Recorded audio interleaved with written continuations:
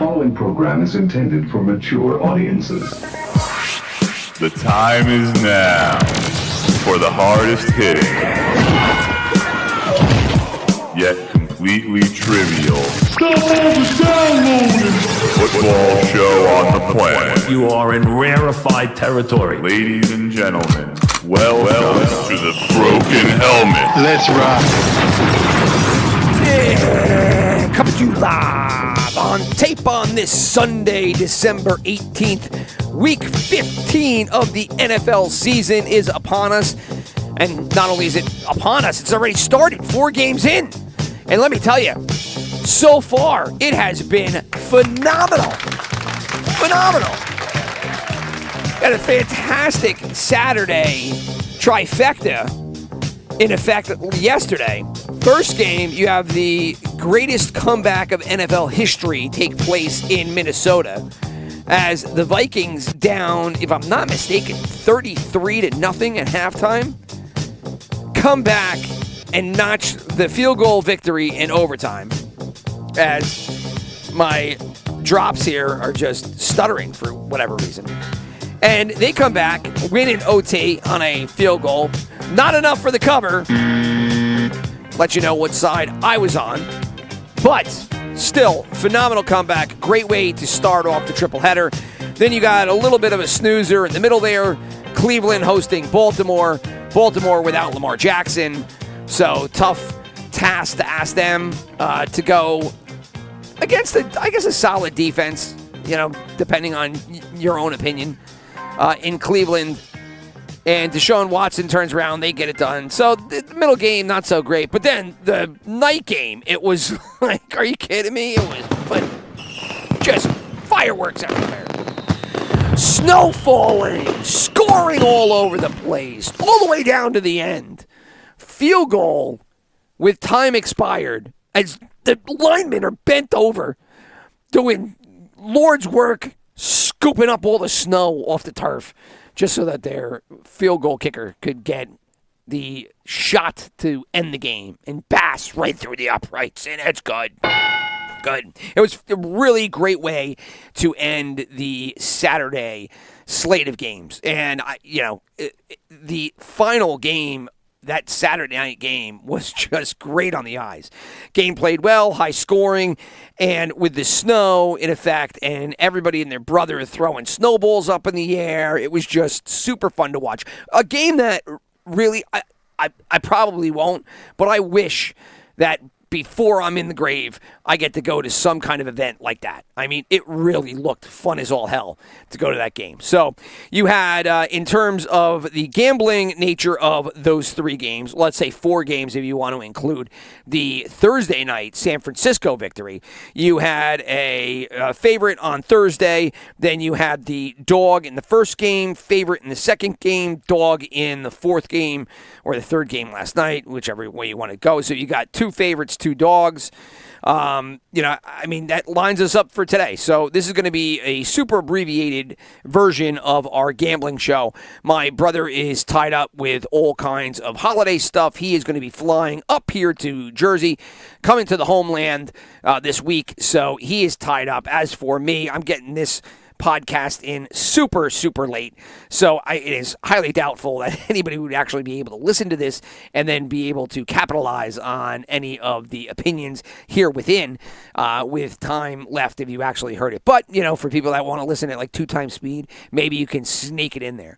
So we will begin with the 1 o'clock games. And we'll start off with the New Orleans Saints hosting the Atlanta Falcons. This game is 4 points in favor of the Saints right now. Over-under is 43.5 points. The trifecta here, as Atlanta has the sharps, 62% of the tickets and 87% of the money pool on their side. I'm going to go with Atlanta on this one as well. My brother is going to go on the opposite side. He is going to take the home Saints here. So we will leave the NFC South and we will head up to Chicago, where Chicago is going to be hosting Philadelphia, going to be a home dog here by a big margin. 8.5 points is the current spread. 48.5 is the over-under. Also a trifecta game, as you have the Sharps, 55% of the tickets and 67% of the money pool on Philadelphia. That 67% of the money pool has actually come down a little bit here over the past day. So some money coming in on Chicago. It's not, look, 8.5 points is a lot of points. It's not going to be enough to scare neither me nor my brother away on this one, although that doesn't really matter because, to be completely honest, on the 3 games yesterday, we were all over. We got nothing. It was terrible. Me and my brother were on opposite ends of everything. We had Minnesota, Baltimore, and Buffalo. So, take our opinions here the rest of today with a grain of salt. But we are going to be on Philadelphia and the 8.5 points against Chicago. We will now travel down to sunny Florida because the Jacksonville Jaguars and Duval County, as now that's what they're going to try to, the location they're going to try to brand the Jaguars, because Jacksonville isn't really, setting the world on fire or generating any kind of interest. So now Duval County is how they're going to be brand themselves. But the Jaguars are going to be hosting the Cowboys. They are going to be another road home dog here, as Dallas is favored by 4 points. Another trifecta game. 3 for 3. Not that, Rich. 1, 2, 3. 3 trifectas to start out the slate. Jacksonville has Sharps, 57% of the tickets and 88% of the money. Cha-ching, baby. They've got everything coming in on their side. My brother and I are not going to be swayed by that. We are actually going to go on the other side. We're going to be with the Cowboys and the 4 points. Head up to East Rutherford, New Jersey, where the New York Jets are going to be hosting the Detroit Lions. Lions streaking right now, screwing up all of my bets against them or with them. It doesn't matter. They never do it the way that I want to. As for the Jets here, they're going to go with Zach Wilson because Mike White, who has rose to fandom fame, whatever. Everybody's darling child under center is injured, cannot go. So now you're going to go back to Zach Wilson, who likes mothers and frustrating fans. And today's game is going to see the Sharps lay into the Jets there. And then you're going to have 56% of the money, or 56% of tickets, 69% of the money laying in to the Lions, along with, Zach Wilson. And so this one is going to see the Eggy brothers side on the Detroit Lions sideline, as we're going to take the Lions there. I like them actually outright to win, which means that the Jets are probably going to win by 20. So Carolina is going to be the next game that we discuss. They are going to be hosting the Pittsburgh Steelers. Steelers are going to be a 2.5-point dog here. 37.5 is the over-under. Chris is going to end up taking the Pittsburgh Steelers, as is 76% of the money pool. I am going to go with the Sharps and the Joes because there's 56% of the ticket percentage is 56% of the ticket percentage? That makes no sense. 56% of the tickets are on Carolina, as am I. But the Sharps are there. So that kind of, makes me feel warm all inside that I might be on the right side because the Sharps have been on fire this year. Kansas City is going to be the final 1 o'clock game. They are going to be on the road, so we have another home dog here. This is going to be the Texans. They almost pulled one off last week against the Dallas Cowboys, all for naught, as Dallas ends up winning that one late in the game. Here, they're going to see another hefty spread go against them, 14.5 in favor of Kansas City here. So the Sharps and 72% of the money pool are going to take Houston and that big spread. It paid off for them last week. They're going to do it again this week, as am I. I'm on the side of Houston. My brother is going to be with Kansas City, and he's going to be with the Joes, as 57% of the ticket pool is on Kansas City. That'll take us to our 4 o'clock games. And the first one will feature my brother's Raiders. They are going to be a home favorite against the New England Patriots. So this is going to be, if you will, the Josh McDaniels Bowl. Las Vegas, 2-point favorite. 45 is the over-under. Another trifecta game. Las Vegas has everybody on their side. 58% of the tickets, 72% of the money. New England is going to have my brother on their side, and that's it, because I am going to go with everybody else and Las Vegas in this one. Vegas is they've performed okay. They've had a really frustrating year, but New England is just not looked good at all. And this offensive experiment that they did with the two coaches calling the plays, and Patricia and Judge, I forget it.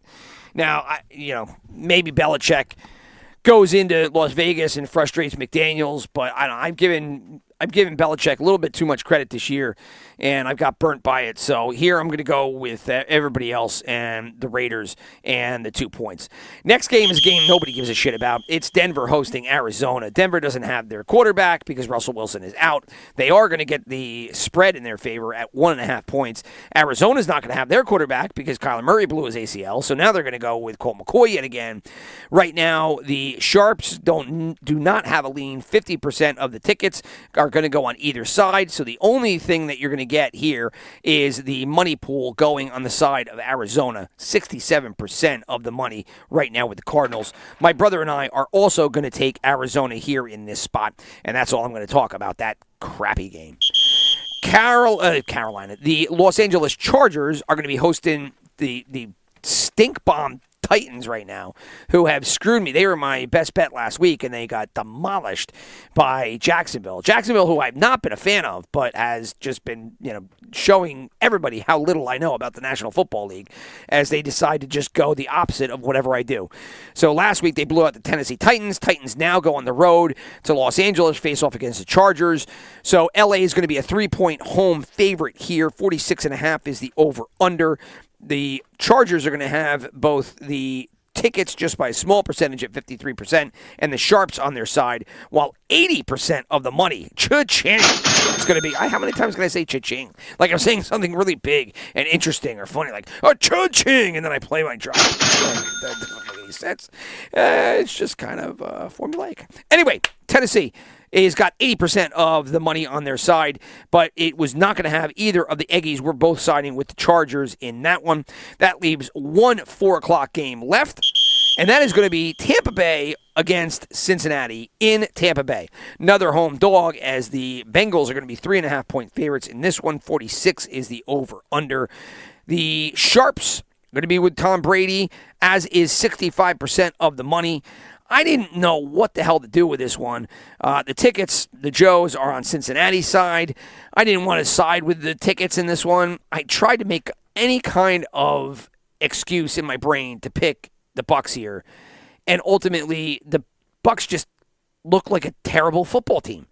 So how do you take a terrible football team against the Bengals, who have performed pretty well as of late? Granted that they're batting some injuries on the offensive side of the football, but still, until Brady, maybe not Brady, but until that Buccaneers team shows you some kind of life, and the fact that they can get over just a horrific coach, which my brother and I talked about early on in the year, Todd Bowles. The fact that Brady wanted to come back and play, and the caveat to that was, hey, you got to fire Bruce Arians and just put Bowles, there as the head coach. Severely questionable, only because everybody in the brothers saw Bowles coach with the Jets. He got ran out of town, and he was terrible. And he's been just as bad with Tampa Bay.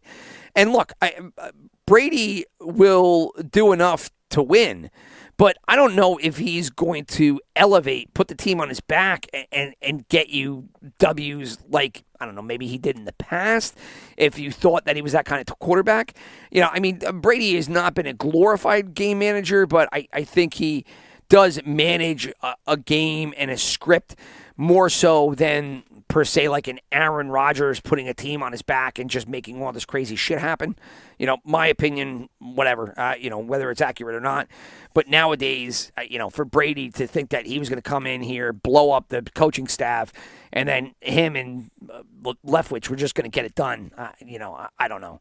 I don't know what the hell the thought process was there, especially for anybody who watched the Jets during the Bowles years, because that guy was terrible. So anyway, I just can't find a way to argue myself into Tampa Bay. So I'm going to take the Bengals, as my brother is.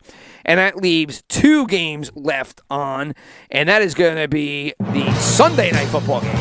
An NFC East battle for wild card positioning. as the Redskins are going to be hosting the New York Giants. These two played in a lovely tie just a couple of weeks ago.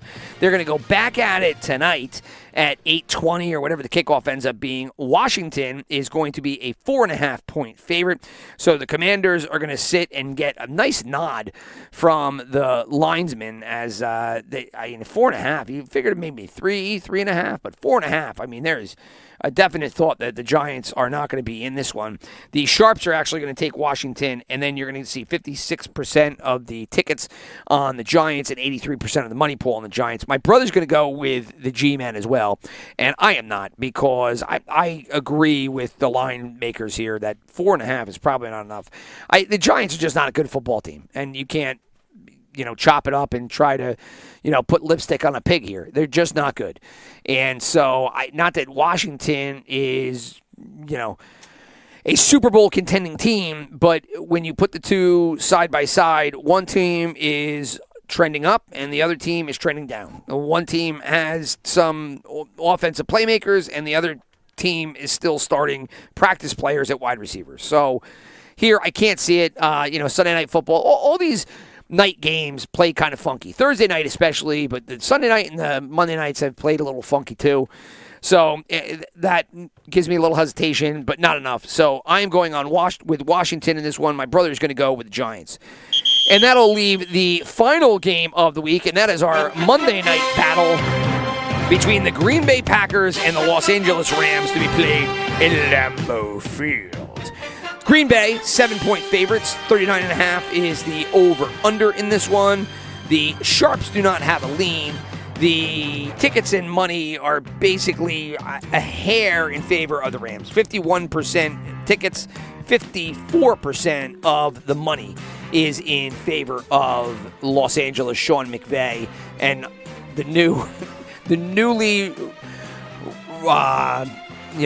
re-energized Baker Mayfield. But the money was way more than on them prior. It was 74 yesterday when I looked, and now it's come down to 54. But that's only because the sheer volume of tickets and bets that had gone into that game were not there. So, and you see that quite a bit, especially when we're talking about the stats earlier in the week when we do our gambling podcasts, say Tuesday, Wednesday. If you ever follow the statistics, and these statistics pulled from the Action Network app earlier this morning, about 10 o'clock on Sunday, you'll see that over time they change quite a bit. And it's just the sheer volume of bets come in later on the later games, and that's just the way it is. People try to make up for their earlier losses as time goes on, so you just generally see tickets come in more so over time. So that number changed quite a bit. So right now the Rams getting a little bit of love on the tickets and a little bit of love on the money, but not a whole ton. So, and that is the Sunday games that are left for us to play, and that'll bring us to all of our bets, and I will give you those now. Our best bet, I am going to take the Chargers. My brother's going to take the Chargers. Chargers playing against Tennessee. Tennessee did not look good. It's a 3-point home favorite here for the Chargers, who are playing well. They've gotten a lot of their wide receivers back, and I just think that scoring is not going to be a premium here. I think that you're going to see a little bit of scoring, at least from the Chargers, and for Tennessee to try to keep up with that. The Derrick Henry show, I do not think is going to get it done here in Los Angeles today. So that was my thought process. My brother, I don't know what his thought process is, but he sent me all of his picks, and we're both on the Los Angeles Chargers. As for the Super Contest, I am going to take Washington, Minnesota. Minnesota was a loss, so I'm already 0 for 1. But Washington, Minnesota, Detroit, the Chargers, and the Las Vegas Raiders. My brother's going to start off. He's going to start off with Minnesota, so he already has a loss on the board. And he's going to take Dallas going off against Jacksonville. He's going to take Detroit, New England, and Cincinnati. So both of us had Minnesota and Detroit. Obviously, we get one loss right out of the gate, and then we both have Detroit. We'll see how they do against the Jets in East Rutherford today. As for parlays, I have a 3-teamer made up of the Super Contest. I've got the Chargers, the Raiders and the Redskins. My brother is going to have one team that's the same. He is going to go with the Chargers and then Dallas and Cincinnati. So we both have the Chargers. Then I couple it with Las Vegas and Washington.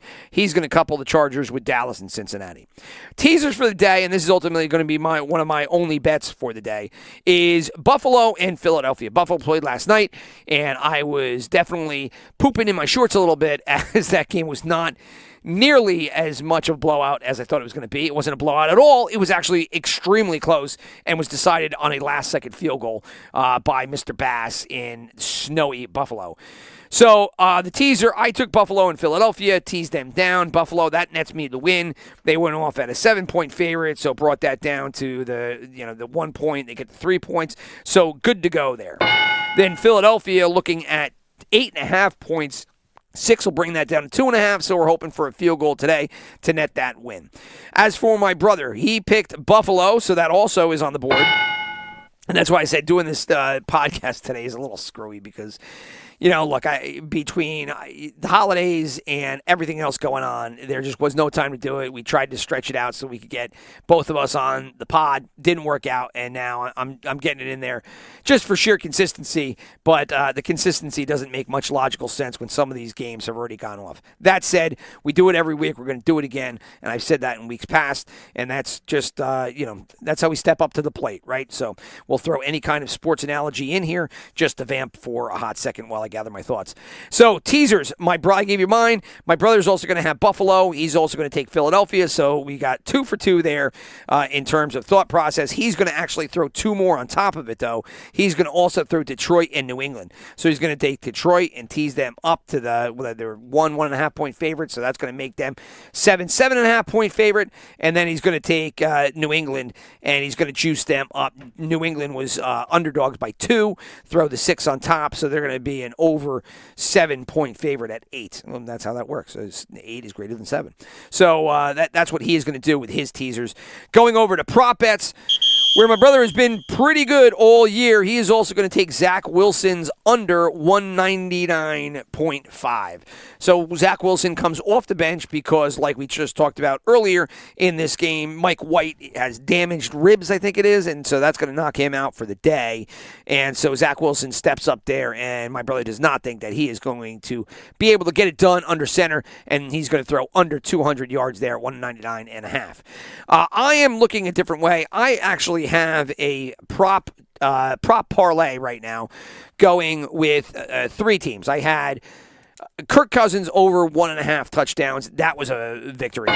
Then I had J.K. Dobbins over 45 or 50 yards rushing or something like that, and he blew that out of the water. And that leaves me with Isaiah Pacheco, the running back rookie out of Kansas City.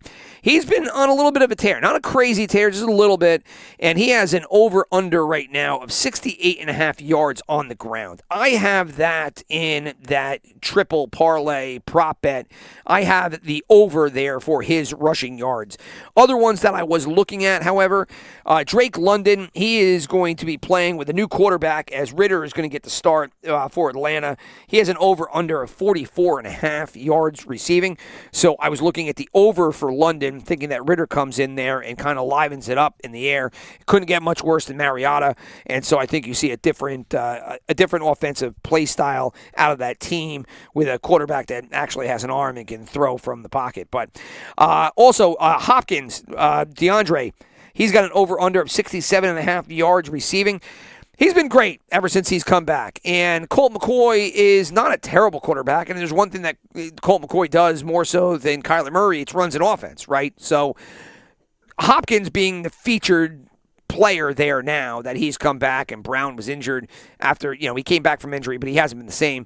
So he just put up numbers, and 67.5, I think, for a lead receiver, given a quarterback that actually can throw the ball and isn't afraid to, with 1 week to prepare, knowing that Murray's out. I think that's a low number. I think there's some value there, so I would take the over with Hopkins in the 67.5. As for one more that you could look at, Olave, he's had games so far this year that have been great. He's had a couple of stinkers. Here they have him at 57.5 yards. So I would err on the over there. So I've got 3 overs, actually. So, that's overs in points and overs in bets, prop bets. It's kind of suckerish, but that's where I'm looking at today.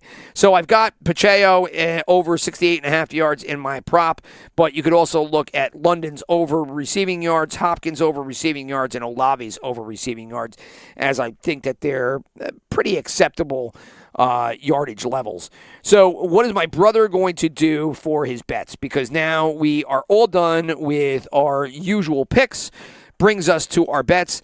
I actually hit my teaser yet again last week, so that puts me just under 11,000 for the year. So I'd fallen all the way down, I think, to 7,000 something, and have rallied back not only to make all the money that I lost, but now to put me in positive territory for the season, which is fantastic. Very happy with that.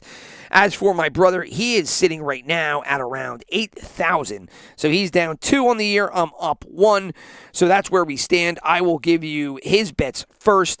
So what is he going to do? He is going to take a money line bet to start off. He is going to take the Steelers. He's going to put 200 down on the Steelers to win.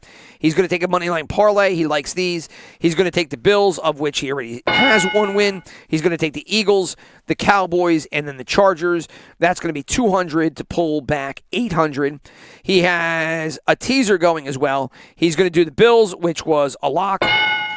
He's going to take the Eagles, the Lions, and the Pats. So that was the teaser that he had talked about earlier. He's actually going to put money on that, $100 for 400. And then he has prop bets, and he's got 1, 2, 3, 4, 5 prop bets. Get your pencils out. Here we go. We already gave you one. That's going to be Wilson under 199.5. Miles Sanders over 68.5. Rashad White over rushing and receive 67.5. Edmonds tackles over 6.5, and Crosby over tackles 3.5.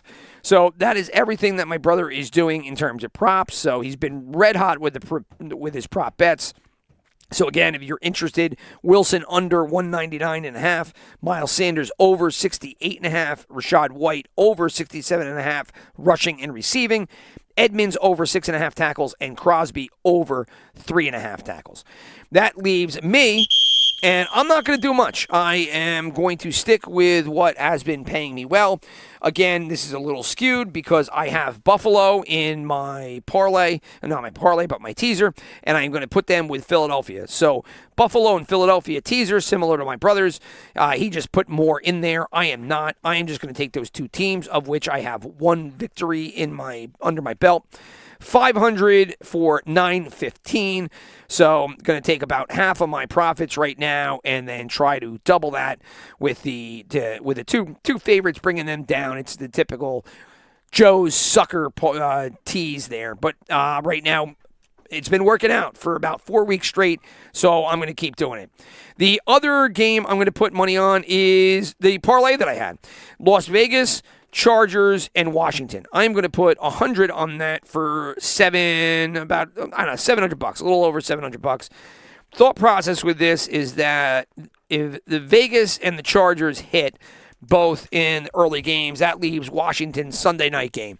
I'm hoping Philadelphia ends up clocking in the victory and wins by more than 2.5 points. That would net me the 915. Well, it's 415 actually when you factor out the 500 that I bet. But that would give me the 400. And then if Vegas and the Chargers end up notching their 2 legs, that would probably give me about 3 something. To work with if I was to cash out, hedge, etc. So, let's say Philadelphia hits and then the first 2 games hit, I could take the 915, which is actually 415, couple that with about, another $200-300, and I could throw another 700 in my pocket and call it a day. Or I could just let it all ride and then see if I can, hit Washington, cover the score, and that would net me the full 711. So, right, like I said, it was over 700. So, and those are the only 2 things that I'm going to do for the day. I'm going to try to continue this win streak using, the 6 points to my advantage in these teases that have been coming in week after week. It's been pretty solid. I've been happy with the returns. It wasn't that way in the beginning of the year. And, I will have to, step back and try to look and see, what was screwing up in the beginning that, it's been so consistent in terms of wins here in the last 5 weeks. And it might just be that, we talked about this earlier, that the season just took longer to get going. And now I think the teams have definitely moved toward the opposite ends of the spectrums where the bad teams are bad and the good teams are good. And now you're seeing spreads kind of reflected in that. And as soon as the spreads start getting up a little bit, that obviously gives you the value. I mean, you always have the value in the tees. So, it doesn't really make sense in that regard. But you talk to analytics, you never tease through 0. You try to get through, numbers.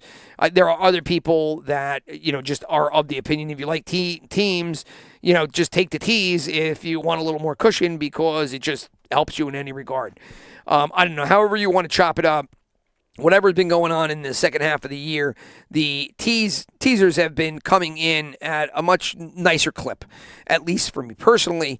And I've talked to other people that have had experienced the same kind of luck. So the beginning of the season, a little rough. Here in the second half of the season, more so the norm. So that's what I am doing for my weekend bets. Same with my brother. And with that, we will call it a wrap. So next week is going to be Christmas. So hoping that me and my brother can get together. He's going to actually be in town. He's flying in on Wednesday. So I don't know. We're going to get to do a show again together. We might not. Who knows? One way or the other, I will definitely get one more podcast in here between now and Christmas. And then off to the races after that. And there'll be 2 weeks left of the season, and that's it. And so with that, I bid you adieu. All the best with your gambling, all the best with your bets, all the best with all your fantasy in week 1 of those playoffs. So enjoy. Merry Christmas for those I don't hear from or talk to between now and then. And that's a wrap. Peace.